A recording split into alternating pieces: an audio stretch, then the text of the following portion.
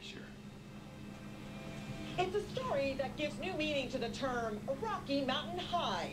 Medical marijuana has been around for some time now, but you would think with America's war on drugs campaign, it would take some real proof to get a prescription. Guess again. Here's our Paul Johnson tonight with a special 16 by 9 undercover investigation.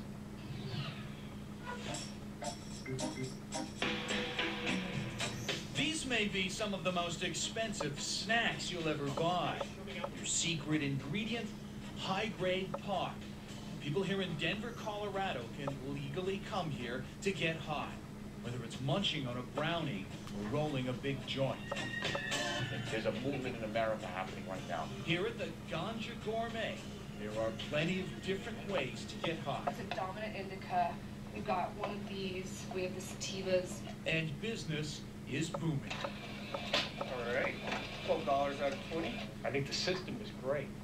Marty Rapice says he suffers from rheumatoid arthritis. I've used marijuana before to combat it, and it makes me feel a lot better. Now that it's medical and it's regulated and whatnot, better quality, I'm sure it's going to make me feel even better. I have one of the coolest jobs in America, I suppose. I run a marijuana restaurant bar. Owner Steve Horowitz took a gamble and is now in one of the few growth industries in the U.S. right now. When the government legalized medical marijuana, I'm sure they had no intention or crystal ball that it was going to explode into a huge industry that it has. In the city of Denver, there are now more pot shops than there are liquor stores or even Starbucks, more than 300 of them, giving an entirely new meaning to the old catchphrase, Rocky Mountain High. The industry took off here after voters passed a state law to let sick people use marijuana if their doctors signed off on it. Now, there are tens of thousands who say they're sick and have a doctor's note to smoke up. What I'm most concerned about is the societal hypocrisy that we're engaging in here. Colorado Attorney General John Sothers has had to adjust to this new reality. He's not a fan, and he wants to slap stiff new regulations on the business. The vast majority of those people do not have debilitating medical conditions. They just want to smoke pot. At least 95% are legitimate. But pro-pot activists like Brian Vicente paint the picture of a system that's about treating real illness, not just getting stoned. It's pretty difficult to get a medical marijuana card. I mean, you need to show documentation, you need to have a doctor sign off on this, and by and large, doctors take their role seriously. So we went to see just how hard it is to get a medical marijuana license in the pot capital of the U.S. Wearing a hidden camera, I went to this doctor's office in Denver, full of fit-looking young men on a Saturday afternoon. And I told her I have chronic knee pain, which is true. And without an examination or even having to show medical records, I was approved. That's all we need to do, that's it. Okay, very good. What I'm going to do is get this to the front desk, she'll process this for you and get you out the door.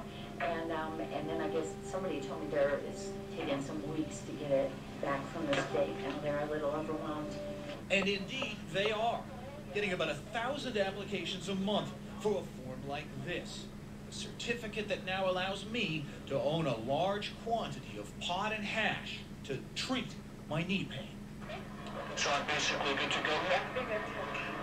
We're basically telling 22-year-olds, if you want to lie and you want to cheat, you can smoke marijuana. I think we're kind of at a tipping point in marijuana policy in our country, and medical marijuana is in many ways kind of forging that path. Indeed, so-called medical marijuana has already become legal in at least a dozen states, and more states are set to vote on it later this year. The pro-pot lobby seldom loses at the ballot box. And while it seems like the country that launched the original war on drugs is turning a shade of green, things aren't as simple as they seem. Just ask Vancouver's Marc Emery. Well, normally I would be extradited to the United States probably right now.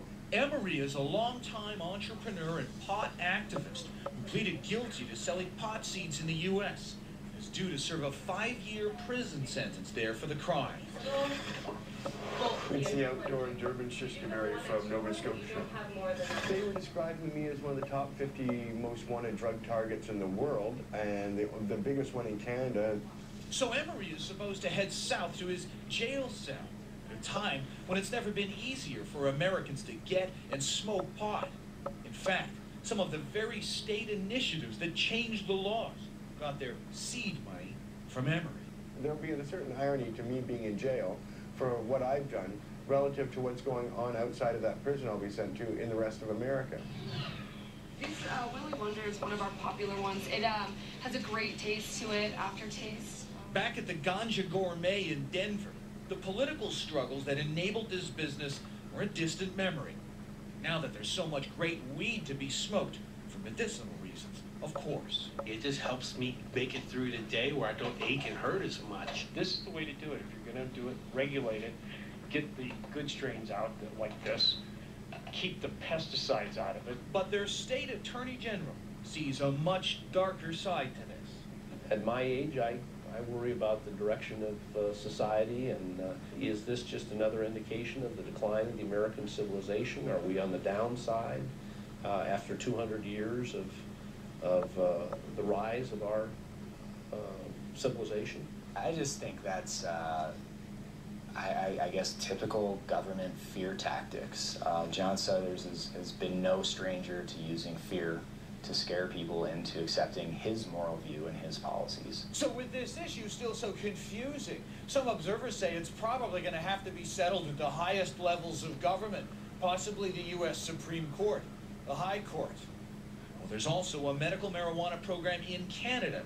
It's quietly overseen by the federal government, so you don't have the kind of state-by-state free-for-all that's taking place in the U.S. right now. As Americans vote to free the weed, at least for so-called sick people, the U.S. is becoming a confusing and complicated patchwork of different laws and very different attitudes. It'll be ironic that I'll be in jail in the United States while the things I championed are going on legally around me. Still to come on 16 by 9.